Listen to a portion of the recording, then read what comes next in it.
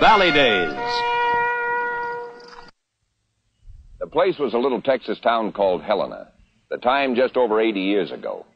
Helena was a drunken, brawling town overrun with thieves, killers, and outcasts. Most people believed Helena would soon die of its own corruption, but one man wouldn't wait for that. He believed in taking an eye for an eye, and he dealt in accordance with the oldest law.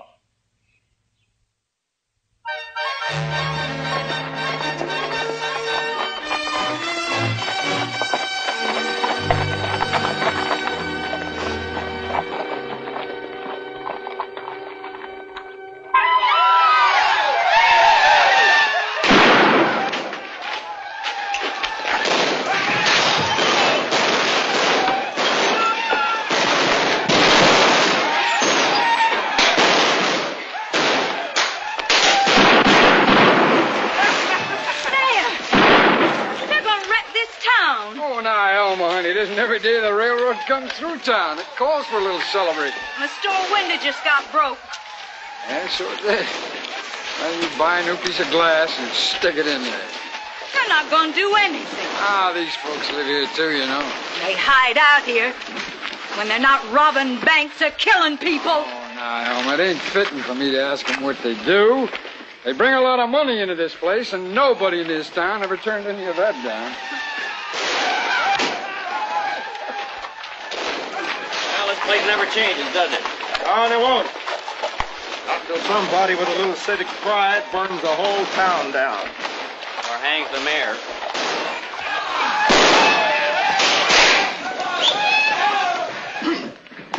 Colonel Butler. Dr. Kimberly? Have you ever seen anything like this before? No, I can't say that I have. But just what do you people expect? What did he mean by that? I suppose he means it's going to keep on being like this until you people get the guts to stand up for yourselves. Colonel Butler, did you hear what he said to me? I did. And I agree with him 100%. Oh, sure, it's easy for you to talk. You don't have to live here. But I have to trade here. And the only difference is, I'm not scared of Ackerson, and you are. Colonel Butler, I don't think you understand what's happening to Helena. I do indeed. You, the rest of this town, never lifted a finger when he opened it up. You liked the money these outlaws brought in. But you didn't count on the violence it would buy. We didn't know. Well, you know it now. So what are you going to do about it? Hey, the railroad's coming to town. They're here? Welcome to the celebration, Colonel. Get out of my way. Butler, that's no way to talk to the mayor. You may have the rest of this town buffaloed, Ackerson. Me and my son don't take orders from you. Don't push too hard, Colonel. Mayor, Mr. Mayor. What do you want, Poison? Well, we're trying to hold choir practice, and there's been so much noise. Well, then I suggest you sing just a mite louder. Hey, you see, Butler? It's my town. I don't bully people. I just make suggestions. Let's go, son.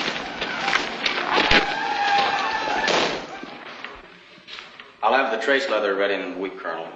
Maybe longer on the wheel. Much obliged, Ed. Say, things seem to be getting kind of rough around town. Every week, 2 or 3 more outlaws or gunfighters arrive, Colonel. Anybody planning to do anything about it? There's too many of them to do much. Joe Sims tried 2 weeks ago. He told Ackerson he was through paying protection money. He's dead now. I've got a wife and daughter.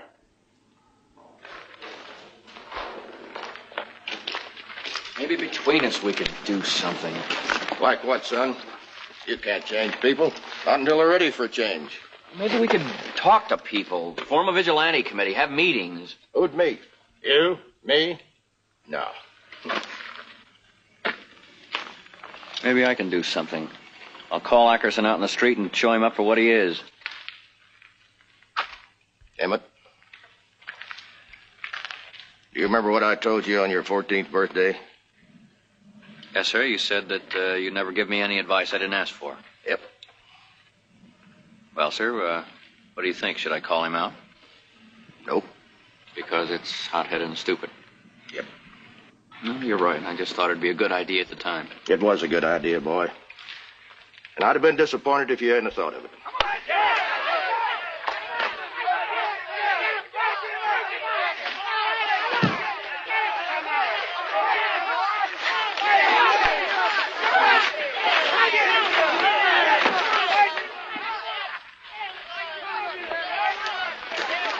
Hey, that Perry Hanson over there?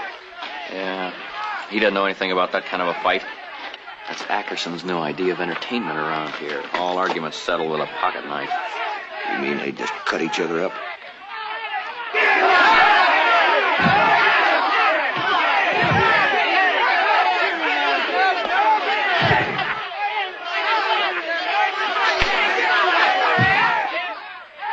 It's not a fight, it's a slaughter.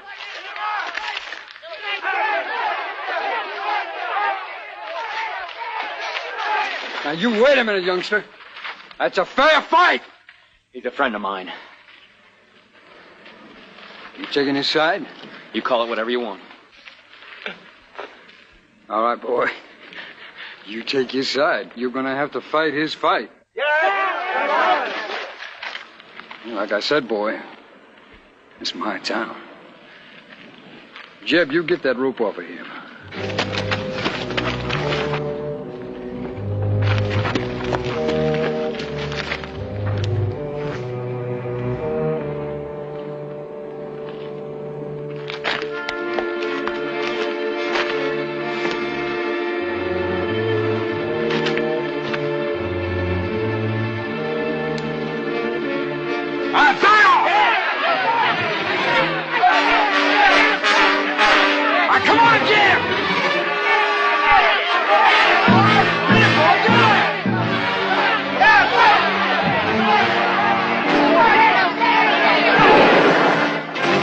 That'll be all.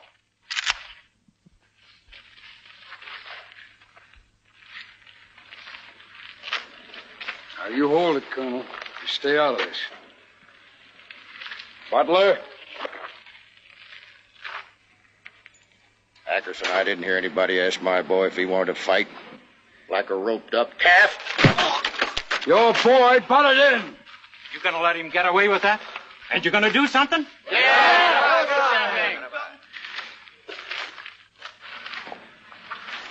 Butler,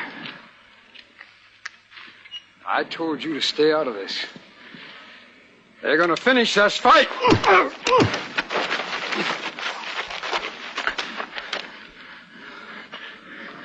Colonel, nobody does what you just did and gets away with it.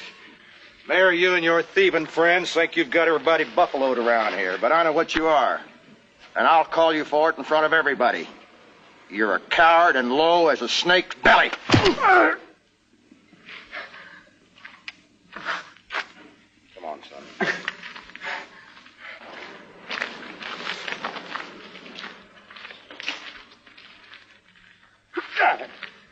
He broke it. I think I know a way to start breaking him. All right, get out of here. Go on, get off the streets. Go on!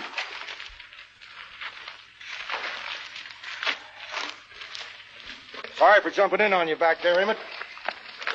Maybe you could handle it, but then, Oh, listen, Paul. I was in over my head. Well, you made a stand. Proud of you for that. Thanks, Paul. Let's go.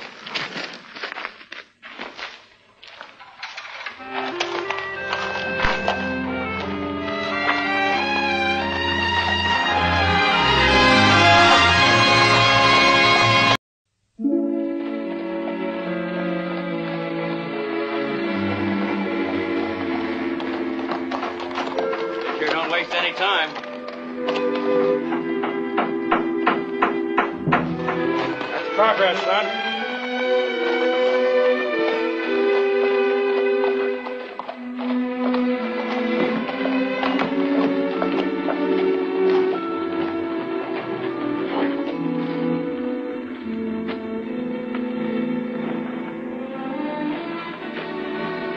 You see Ackerson?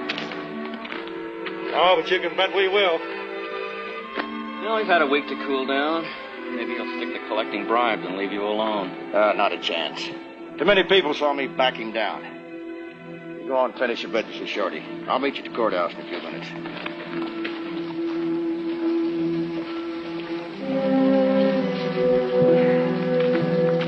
Colonel Butler. Well, now, Colonel, you seem to be mighty jumpy. I'm always jumpy when you're at my back. Well, because you nearly busted my arm and made a fool out of me, you got reason to be a little jumpy, Colonel. If you got something to say, you better say it. No. I got nothing to say except, Yeah.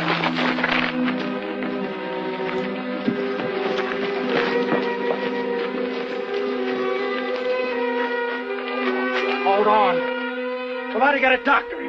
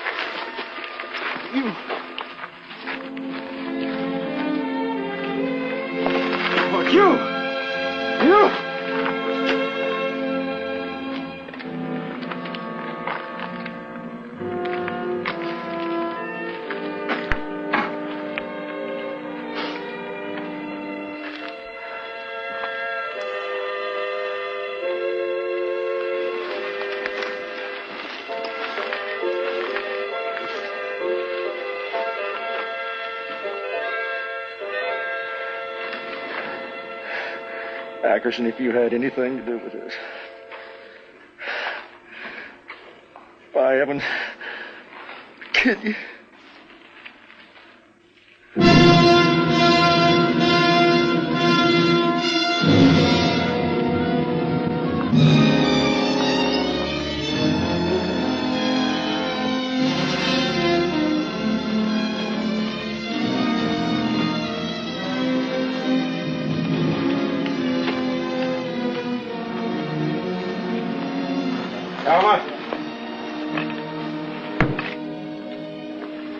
Morning, Colonel. Will you help me? I gotta live here. That ain't no answer, Elma. You fight him, Colonel. Try to change things. You don't last long. This store ain't much. It's all I got.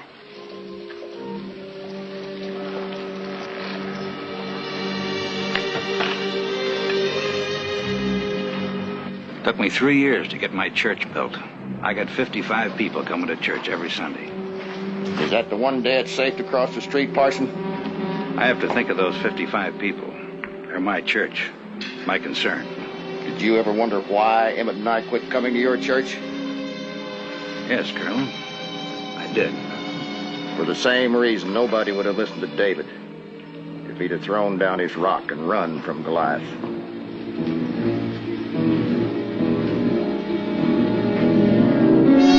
Colonel, I could get into serious trouble if I'm even sane talking to you. Kimberly, you're a pitiful excuse for a man. Sure, Ed, sure. I know how it is. If anyone would help, I would. He'd have his men after my wife and kid. I know he would, Colonel.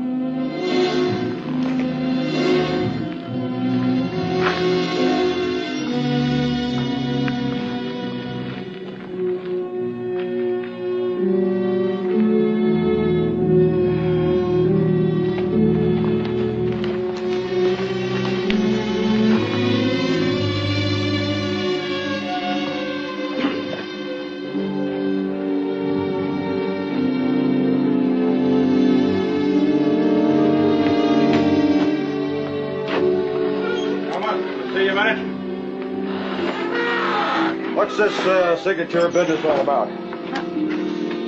Oh, that don't mean anything, Colonel. A few months ago, we had to send a petition to the railroad to get them to come. Thank you, Emma. Thank you.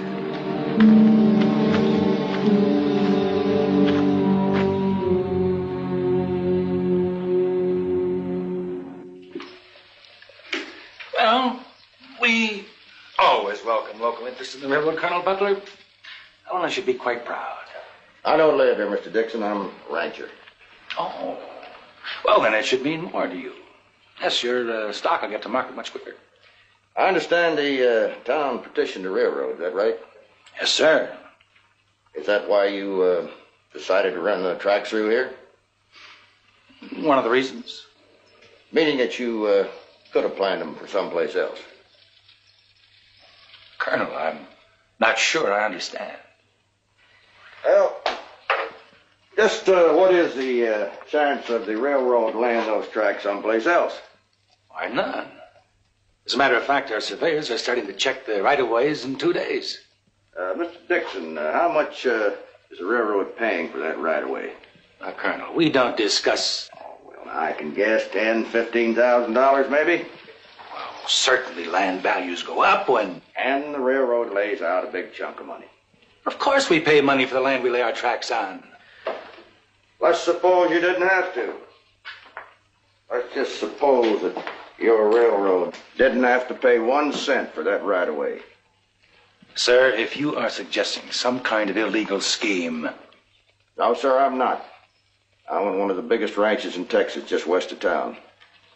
I'll give you that land free. No strings, no obligations. Why, Colonel Butler? Well, now let's just say it's for personal reasons. I'm sorry, sir. As I told you, our plans are made. This office is in Helena. The tracks will be here, too. And how about you, Mr. Dixon? How about me? Will you spend 10 years selling tickets, reading timetables, forgotten in a hot, dirty Texas town? How often does a man have the chance to save his employer $15,000? How will that affect your future, Mr. Dixon? You do have a point, Colonel. I'm well aware of that. I could send a telegram. Although after all this time and planning, Give it a try.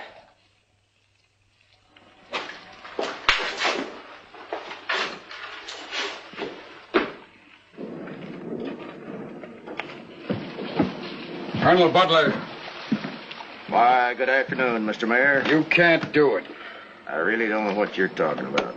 I'm talking about you offering your land free to the railroad.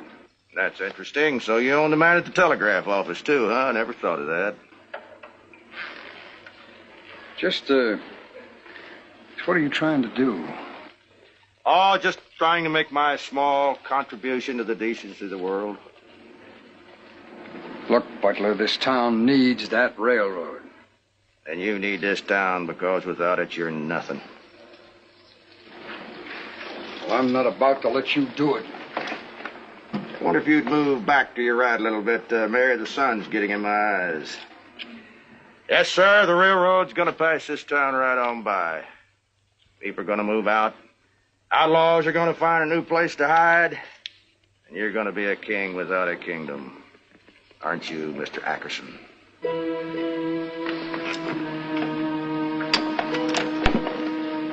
Little something I made for you. A grave marker that you can carry in your pocket. Good day, Mr. Mayor.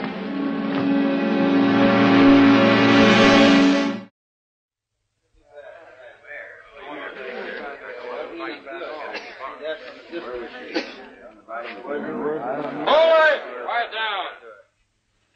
Telegram's due from the railroad almost any minute. Now, if they accept the offer of the colonel's land, well, you live here. You decide what ought to be done about it. Just remember, it's your town and there's a man here trying to kill it. Trying to hurt every one of you. He's got no call to do it.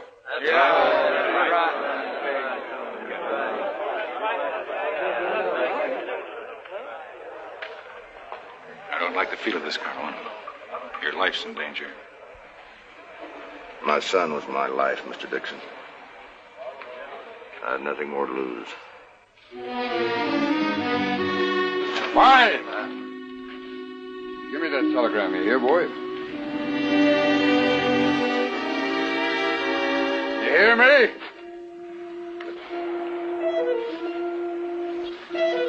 Barney.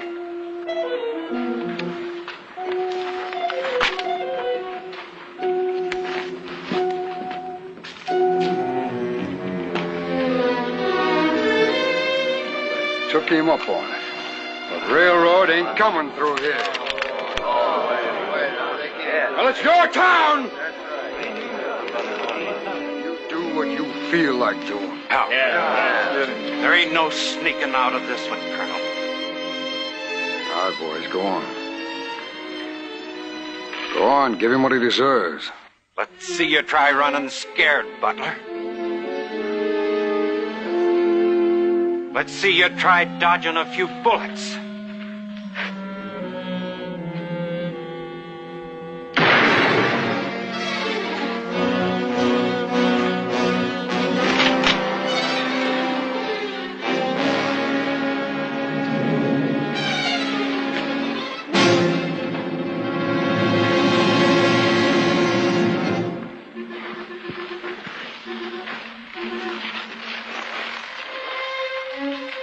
Mr. Mayor, it looks like you're in trouble. Now let's just see how good you are without all your friends to back you up. Well, that's just like you, Butler. First you cripple a man, then challenge him to a fight. All right, we'll do it your way with pocket knives. That way your hurt arm will be tied up. Parson. Get some rope. I'll fight you, Butler. Hurt arm and all. And I'll take you.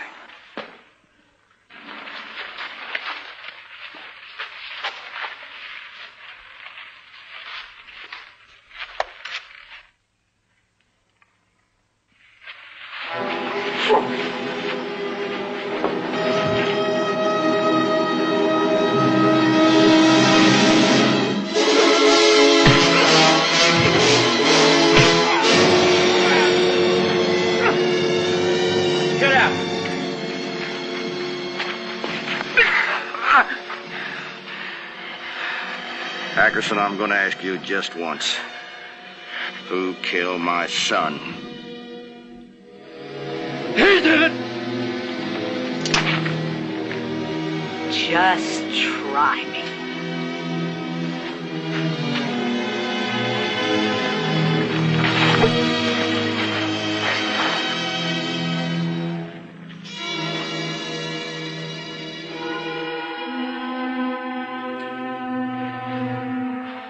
This is a man that you've all been scared of. Now take a good look at him. Judge for yourself.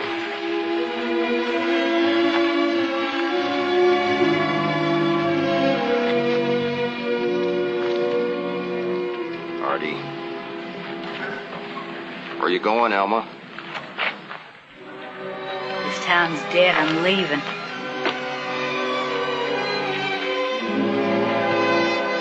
Wages of sin, Mr. Mayor.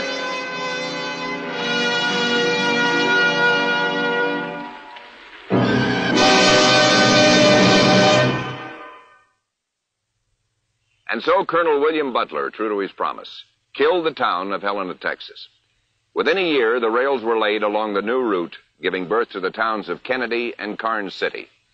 The true death blow came when the courthouse was transferred to Karnes City. Next week, another true story from Western history.